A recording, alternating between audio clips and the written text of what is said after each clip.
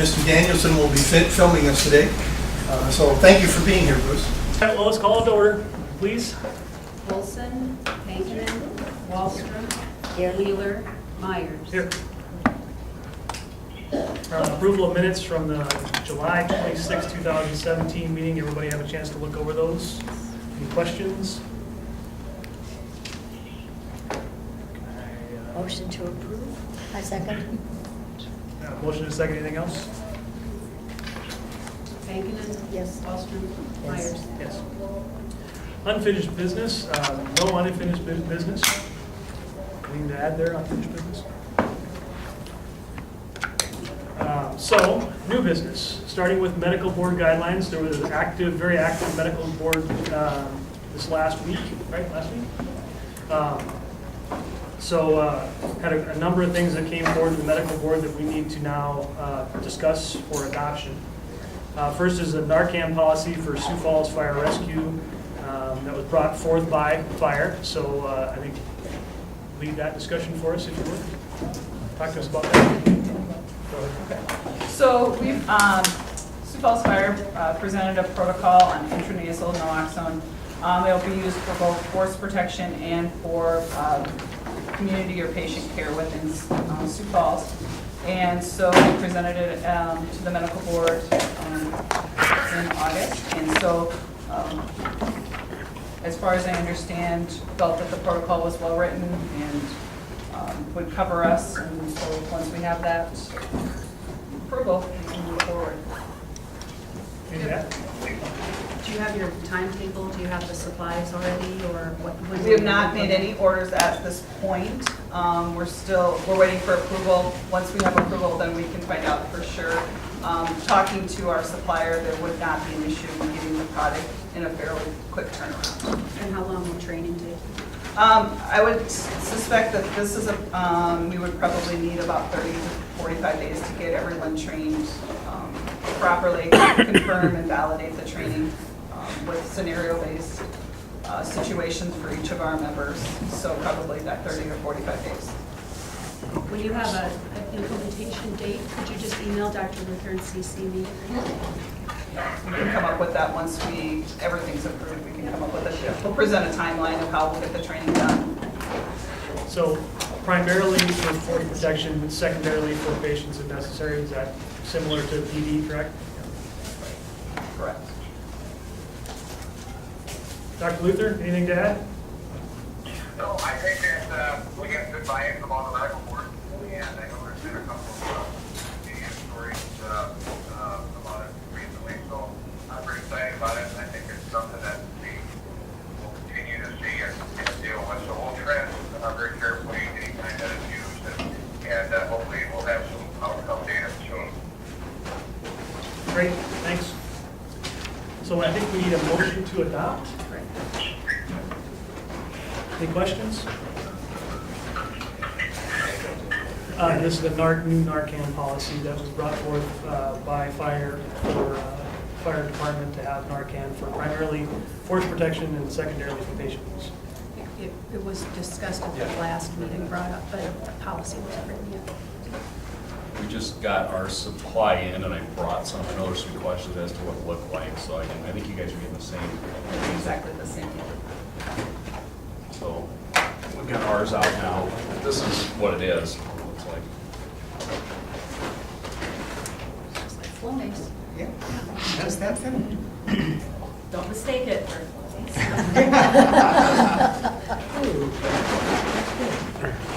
What is your reaction if it's given to somebody that's not on those specific, there isn't these little side effects? There's no real side effect. There's 2 puffs in each one, correct? Yes, I believe there are 2 puffs in each one. Did you go like one each side or? One has the vaccine. 4 milligrams is normal dosage. 2 milligrams is, but there's different doses for IV, IM, and intranasal, and you can't overdose it. So, like some of the news stories from like out east is that they need like 10 or 12 milligrams. So combined with police, fire, and paramedics plus, we are having 12 to 14 milligrams available potentially. Okay. So firewood. initiate more than one. No, and you should wait and see if there's reaction before you admit. If there's no reaction, you may need to give more, or it may not be an opiate overdose, and then you won't get any reaction. And the important thing to remember is that ventilation is what will save somebody's life. This will reverse the overdose. But if you, for example, don't have enough naloxone to give, fire personnel are excellent at providing ventilation using a bag valve mask. And so in the event that someone had taken the carfentanil and there weren't enough milligrams of Narcan available until the patient got to the hospital, certainly life-saving efforts will be in place. So, Goes back to ABCs. yes. I'll make a motion to approve. Adopt. Adopt, sorry. I had that in mind the first time. Second. Any further discussion? Yes. Wallstrom? Yes. Now, a restraint policy that was brought forward by, that brought the restraint policy change. Dr. Luther asked us to develop a revision to add another medication for when we need chemical sedation or chemical restraint for an out-of-control patient, sort of like the excited delirium situation for patient and provider safety when we need to give medication. And so, so that's the change. It's on the back page there. We have several options for chemical restraint. This adds intramuscular ketamine, 5 milligrams per kilo for both adults and peds with a maximum dose. Depending on the situation, this gives paramedics several choices for how best to provide chemical sedation. This will be the first use of ketamine in our system. You'll probably hear more about it. We might be adding it eventually in other situations, but to begin with for chemical restraint. It seemed like ketamine was around for a while back in the day, and then it kind of went away, and now it's back again. Why is that? Because they came up with other drugs, like etomidate and propofol, and different things. You know, EMS drugs. I think it's been it's been an excellent drug all along. I think some of the issue back in the day, Gary, was with the dose. And with certain doses, you can have a dissociative reaction, meaning there's this kind of hallucinatory, kind of a very, very unpleasant side effect for deep anesthesia. And so we're looking at whether it's adjunct use for pain or for sedation. The lower doses, along with other medications, is very, very effective and very safe. In fact, it's probably the drug of choice for pain-controlled children of ERs. So this is another good progress step for us, I think, in terms of our ability to not only protect the patients, but the workforce as well in some of these combative patients. Gary, I would say that, propanol isn't really an EMS pre-hospital drug. Etomidate is, but etomidate comes with its own set of problems. And it is definitely not any safer of a drug, and in fact, some of its contraindications are not things that we may be aware of unseen as compared to this. So I would agree with Dr. Luther.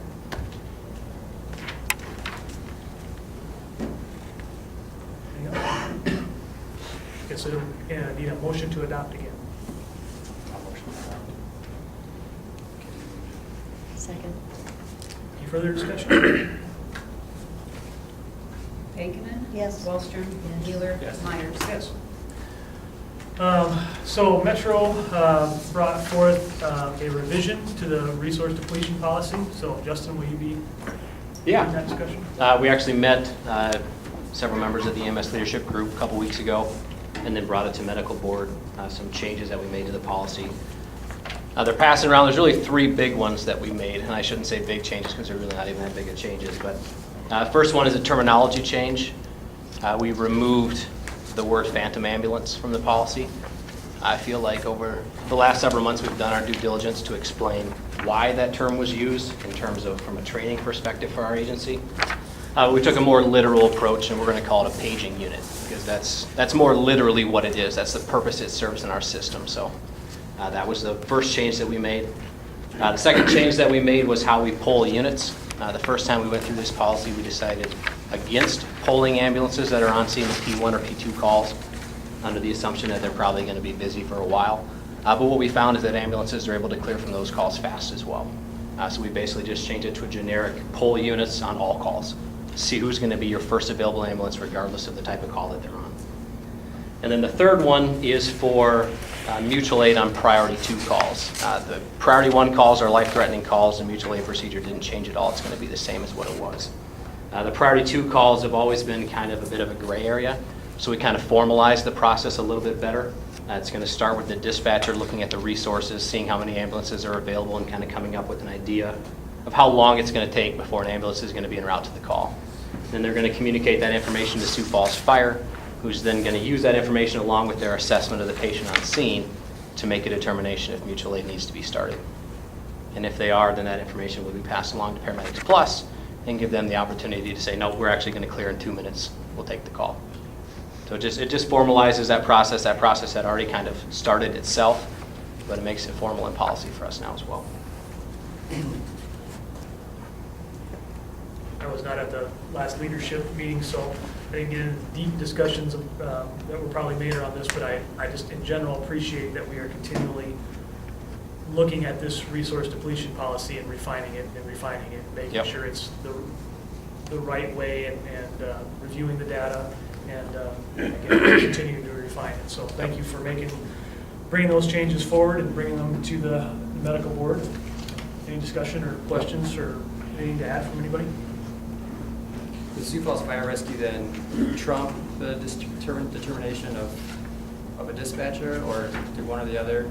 If Sioux Falls Fire feels like mutual aid is needed, then mutual aid is going to be started. If it's based on their assessment of the patient on scene, if they say, no, we need them right now, start mutual aid, then we're going to pull the trigger on it. Yep.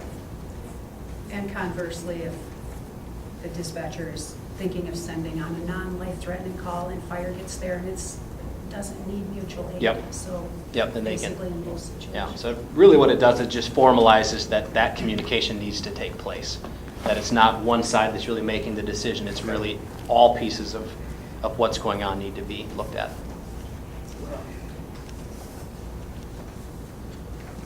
Anything else for anybody? I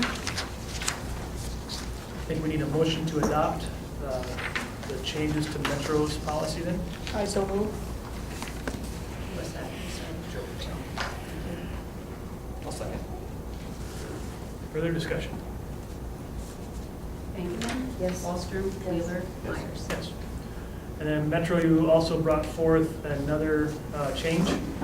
Yeah, it's a determinant code. It's actually a very, very minor change. It's the, I want to say it's 23 Delta 1. 23 Delta 1, okay?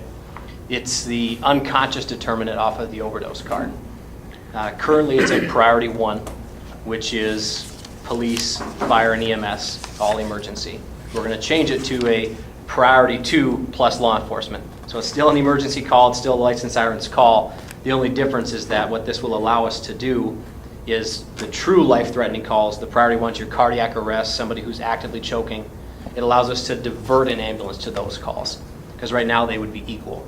And so we kind of looked down and we're like, well, we're not changing who we're sending, we're really not even changing how fast we're sending them. We're just giving us the opportunity to go to a cardiac arrest first, which is the correct thing to do. And it basically changes this to match those same symptoms on all other cards. Correct. It probably should have always been a P2 plus PD. Correct. But there are, how many determinants are there, Justin? Like 3,200 or something like that when you talk about suffix codes and all the things that there are out there. There's a lot of them. We review them a lot, and the medical board spends a fair amount of time discussing. Sorry, I should have asked on the last one and this one, so I'll loop them together in case Dr. Luther, you have anything to add to either one of those that brought to Metro. Or excuse We me. changed wording at the medical board. Yep, sure did. No, those were reviewed, and I think, careful consideration, this makes sense. Okay. Anybody else have anything to add? So another motion to adopt, please. Metro's policy that was brought to medical board, and now it's to us. So medical board obviously approved that. Yes, they did. I'll motion.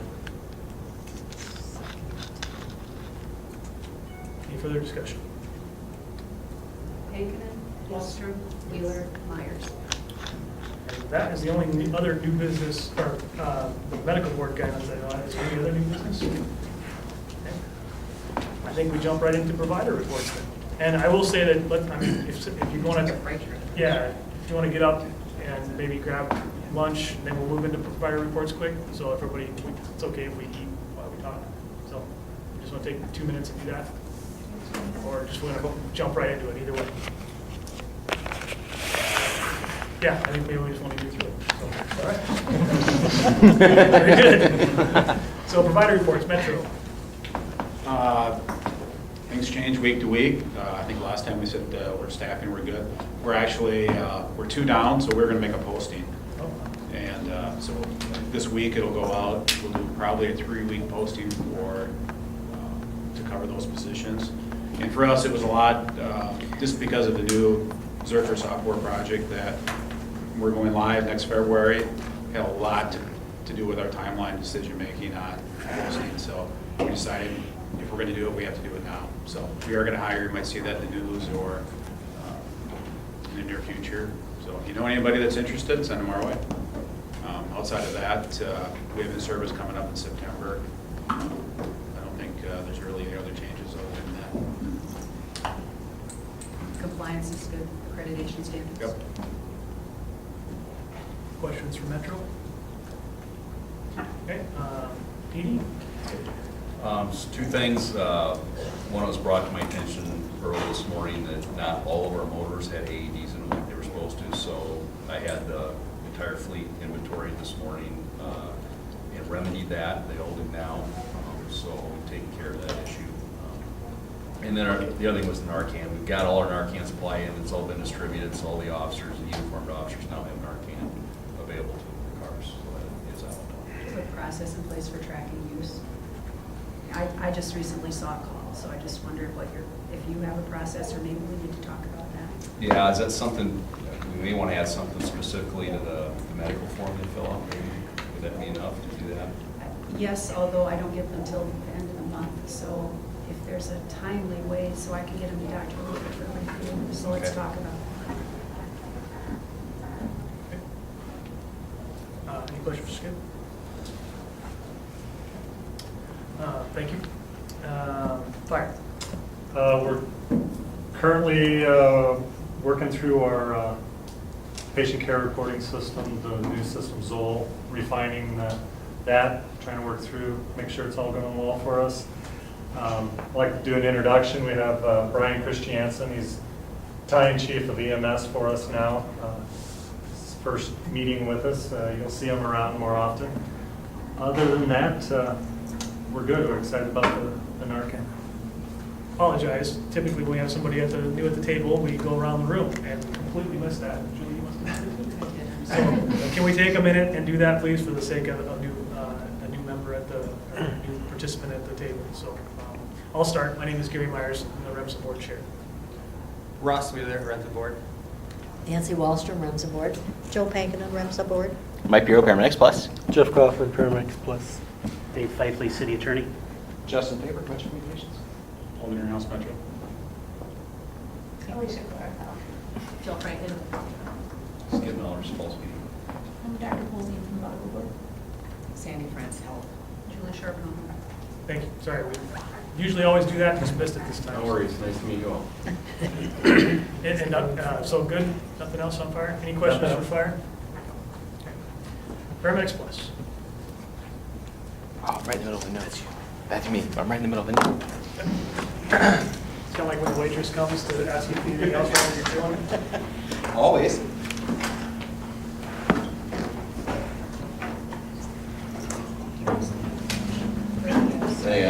Fired right up this time. So we'll be going over the reporting period all of July, going through quickly. So as I had said last month, continuing through in training and education, we have a further large orientation class. This month, Last month we had a smaller orientation class. We're still trying to digest through all of the new employees that we brought on board over the last 6 months.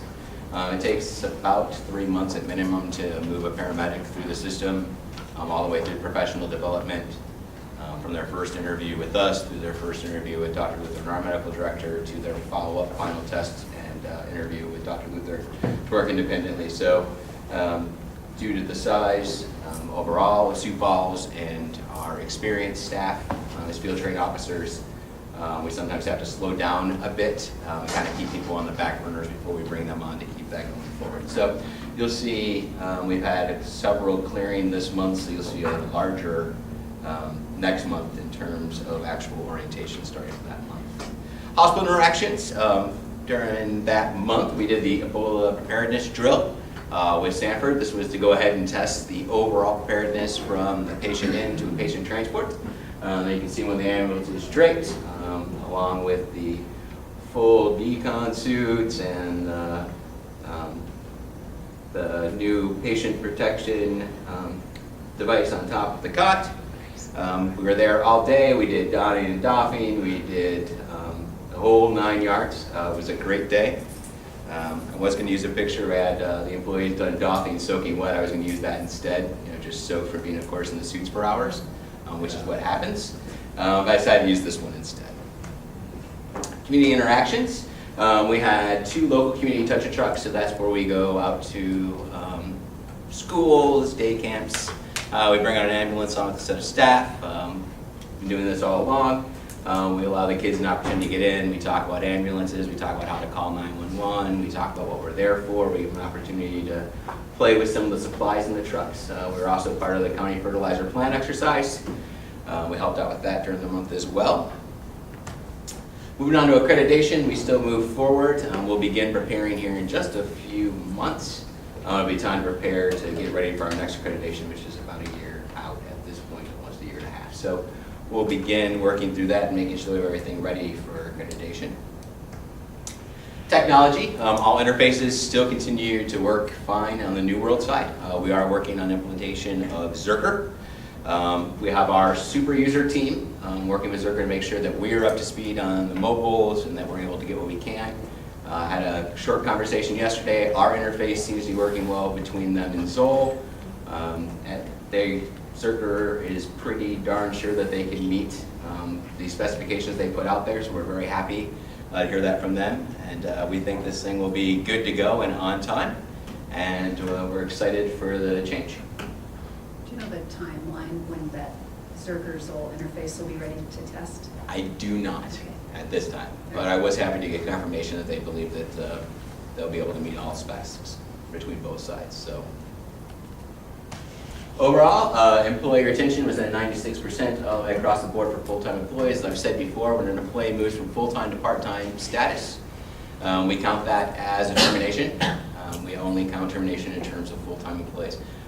This represents an employee moving from full-time to part-time and then going to work for Sioux Falls Fire, which we're very happy to still have them in the system. They'll be remaining, that employee will be remaining with us, as I said last month, and we wish them the best of luck, and we think they'll be a great employee for you.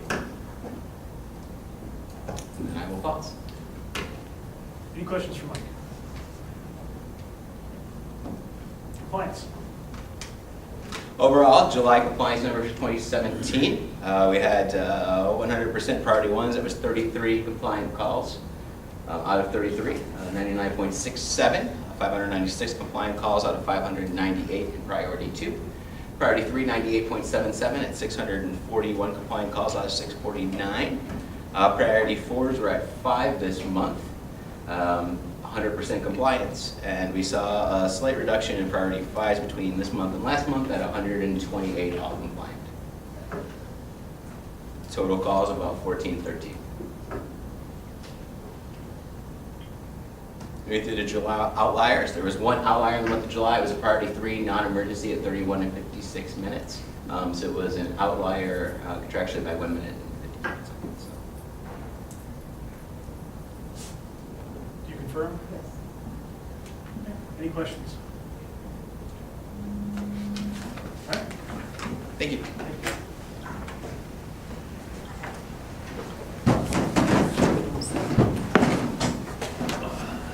Okay, on to Secretary's report. A few things to mention. The first couple weeks of this month, I did do an annual inspection of all the ambulances, and all were found to have the appropriate supplies, equipment, all were clean, everything was functioning. So that's been documented. Do you do that on schedule or surprise? Both.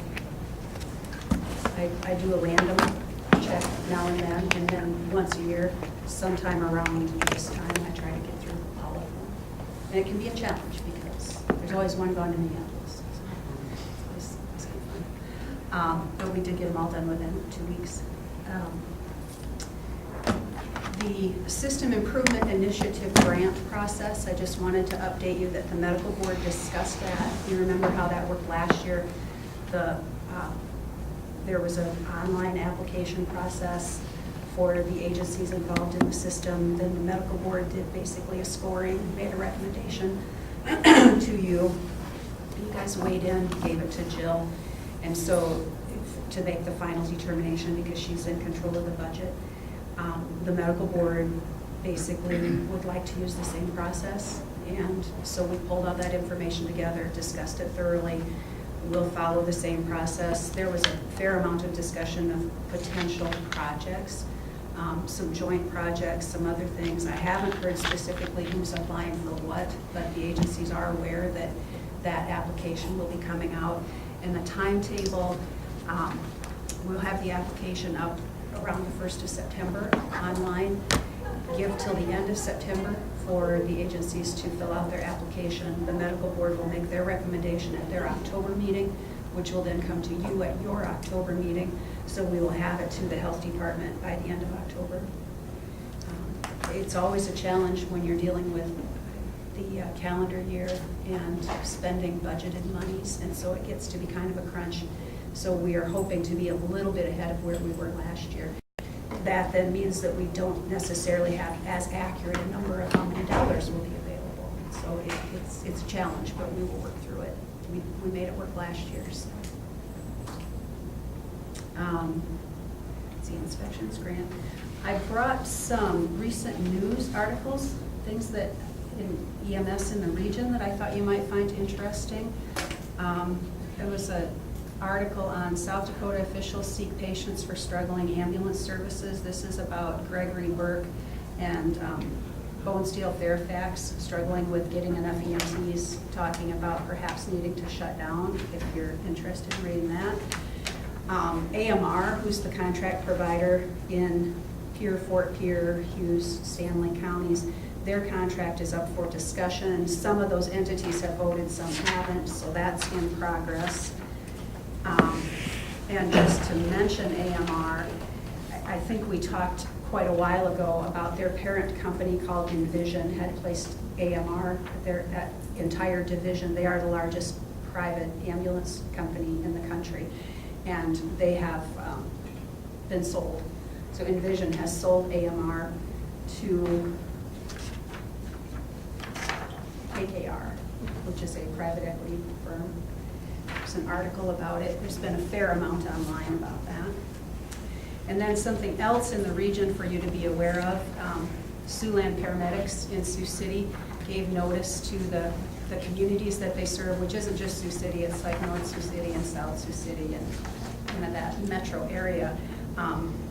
They plan to cease operations by the end of the year. And so here's an article about that from the Sioux City Journal.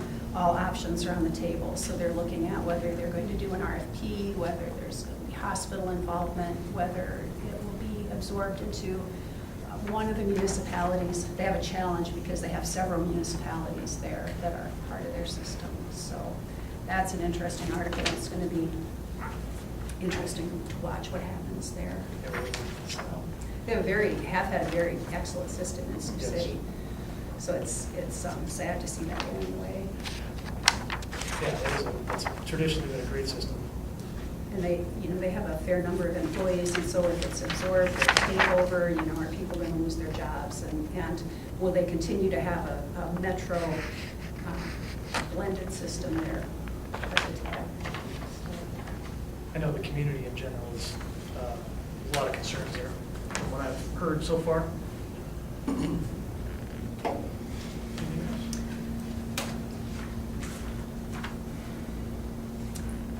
one more thing, I'm part of a group working with the state on their new EPCR software.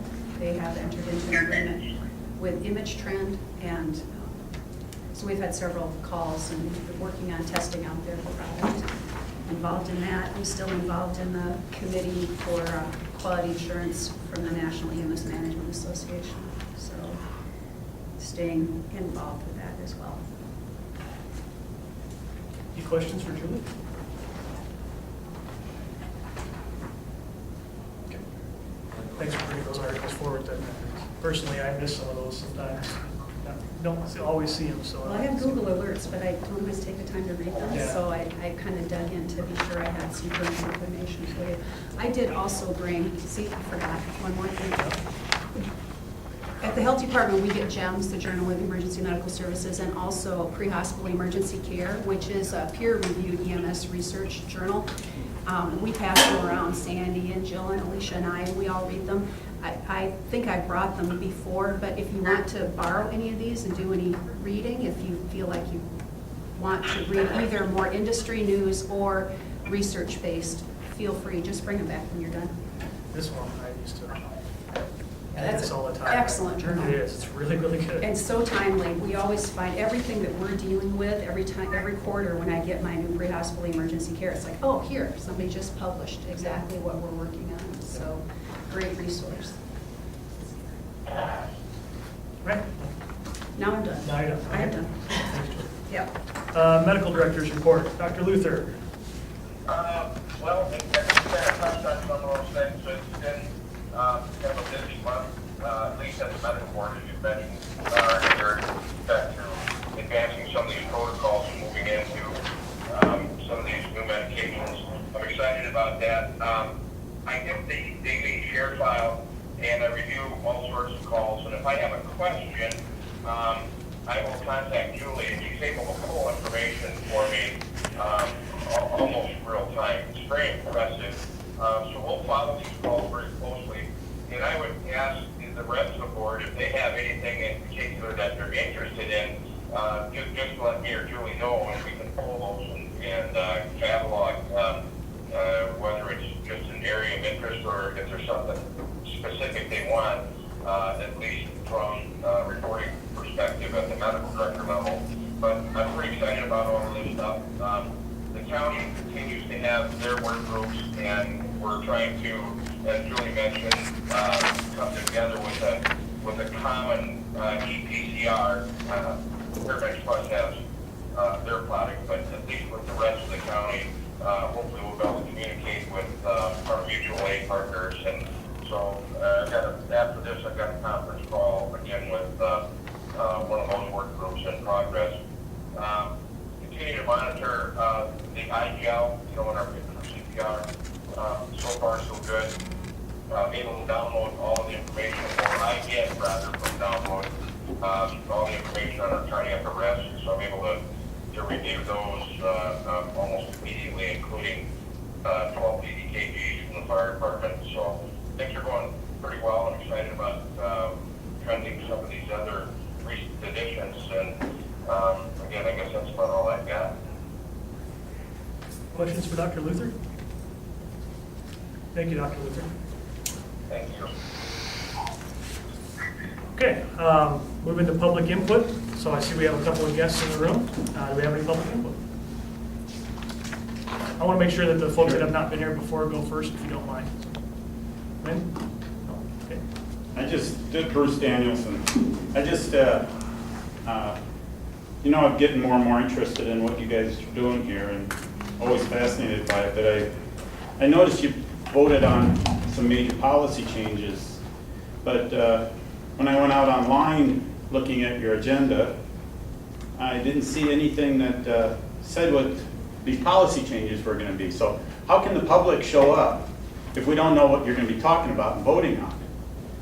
And then there weren't enough handouts for us when we showed up to even see what you're talking about or have any more information. It's like, open meetings laws require public notice on policy changes, and so I just want you to think about that and do something more than this basic agenda every meeting, because you guys are making life and death decisions here. The public needs a right to know that. Thank you. Thanks. No? Okay. And we will be moving into an executive session. We do have need for an executive session, so go one more time. Anything else? Okay, thank you all. Please, since we are having executive session, if you'd all grab a sandwich on your way out, so that's not all sitting here. Mike, would you stay for executive session, please? Sure. Let Lori know that I'll be back in a little while. That's fine. Jeff, you don't have to leave. Welcome back now. Cheers. What kind of morons run this outfit?